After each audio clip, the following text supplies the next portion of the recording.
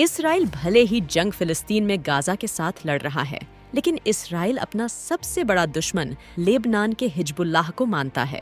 इसीलिए इसराइल का पूरा ध्यान हिजबुल्लाह पर ही लगा रहता है।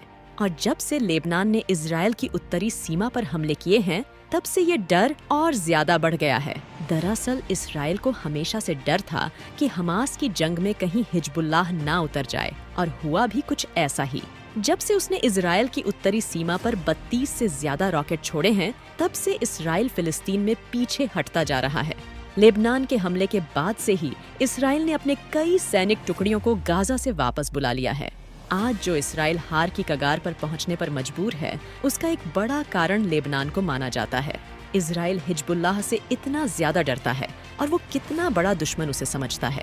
इस चीज का अंदाजा आप इस बात से लगा सकते हैं कि जब इसराइल की जंग गाजा में शुरू हुई थी, तब से ही इसराइल के पक्के सपोर्टर उसके सबसे अच्छे दोस्त यानी अमेरिका और ब्रिटेन, इन्होंने मेडिटरेनियन सी में जो इसराइल के बराबर में समंदर है, उसमें अपने वॉरशिप उतारना शुरू कर दिए थे। अमेरिका ने कहा था, हमने ये वॉरशिप इसीलिए भेजे हैं ताकि इस समुद्र से लगे जो दूसरे देश हैं, वो कहीं इस जंग में ना कूद पड़े, कहीं ये देश इसराइल पर हमला न कर दें।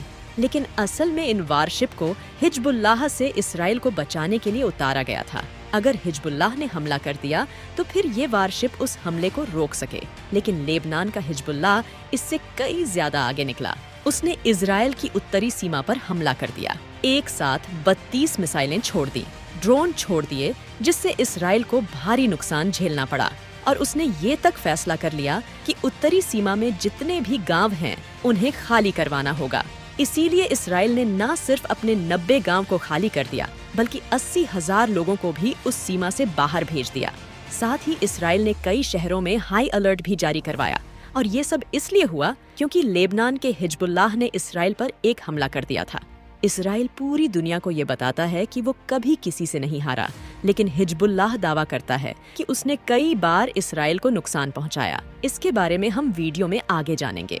तो आखिर क्यों ये दोनों एक दूसरे के दुश्मन हैं? आखिर हिजबुल्लाह का इतिहास क्या है? आइए जानते हैं। हिजबुल्लाह के बारे में जानने से पहले हमें लेबनान के बारे में जानना होगा, जो नक्शे पर बहुत ही छोटा सा देश है। ये अपना बॉर्डर सीरिया के साथ शेयर करता है, लेकिन इसके साउथ में एक लंबा बॉर्डर इजराइल से लगा हुआ है। लेबनान काफी खूबसूरत है और इसका इतिहास इतना पुराना है कि 4000 सालों में एक बार भी इस देश का नाम नहीं बदला गया। मतलब जो नाम 4000 साल पहले लेबनान का रखा गया था, वही आज भी है। इसके अलावा यहाँ की राजधानी बैरूत है, जो लगभग 5000 साल पहले बसाई गई थी। लेबनान के इतिहास में अगर हम पीछे चलें, तो मिडिल ईस्ट के ज्यादातर देशों की तरह लेबनान भी सल्तनत उस्मानिया का हिस्सा हुआ करता था। लेकिन फर्स्ट वर्ल्ड वॉर में जब उस्मानिया अंपायर का अंत हुआ, तो फिर लेबनान पर फ्रांस ने कब्जा कर लिया था। उसके बाद सेकेंड वर्ल्ड वॉर के दौरान ज्यादातर देशों को आजादी मिल चुकी थी, और उन्हीं में से लेबनान भी एक था, जिसे 22 नवंबर 1943 में फ्रांस से आजादी मिली थी।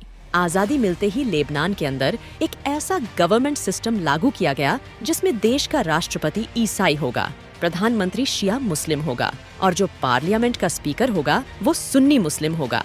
इसके पीछे की वजह थी, जब लेबनान को आजादी मिली तब वहाँ ईसाई भी रहते थे और मुस्लिम भी, और फ्रांस ने इसीलिए ऐसा सिस्टम यहाँ पर बना कर दिया जिससे राष्ट्रपति ईसाई हो और मुस्लिम दो भागों में बट जाए। अभी के समय में 68% लोग मुस्लिम हैं और 31% ईसाई। इसके अलावा 1% में दूसरे धर्मों को मानने वाले लोग भी यहाँ पर रहते हैं।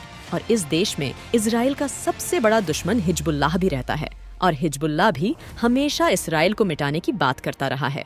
जब 1948 में इसराइल को बनाया गया, उसके बाद से ही उसने फिलिस्तीन की जमीन पर अपना कब्जा करना शुरू कर दिया था।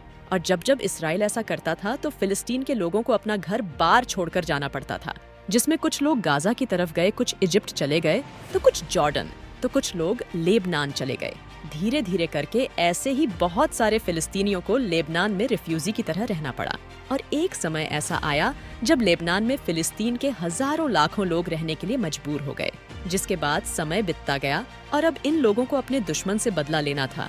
इसी वजह से PLO जैसे ग्रुप बने और इन्होंने कई बार छोटे छोटे हमले इसराइल पर किए, और हिजबुल्लाह अभी भी उस जमीन को छुड़ाने के लिए इसराइल पर हमले करते रहता है।